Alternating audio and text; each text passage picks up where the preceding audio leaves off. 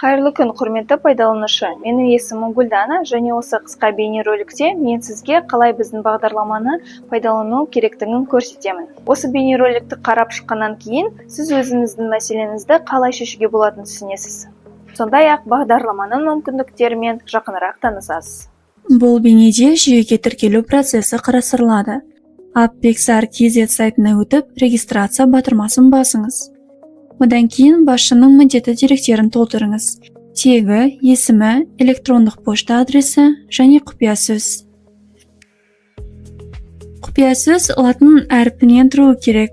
Бас және кіші әріптерді, сондай-ақ цифр мен арнайы таңбаны қамтуы тиіс. Құпия сөзді қайта енгізіп, телефон номерін көрсетеміз. Барлық деректерді толтырғаннан кейін зарегистрироваться батырмасын басыңыз. Көрсетілген телефон номеріне алды таңбалы растау коды бар SMS келеді. Оны тиісті жолға енгізіңіз. Отправить батырмасын басыңыз. Әрі қарай жүйе нишаны таңдауды ұсынады. Осылайша жүйені сіздің бизнесіңіздің ерекшеліктеріне сай баптаймыз. Тіркеу аяқталғаннан кейін жұмыс үстелі ашылады. Рабочее место кассира бөлімі.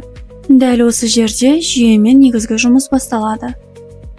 Бұл бейнеролик сіздің сұрақтарыңызға жауап берді деп үміттенеміз.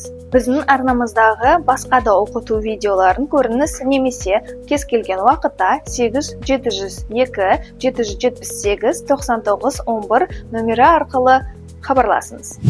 Бізбен бірге болғаныңыз үшін рахмет. Сізге сәтті сауда тілейміз.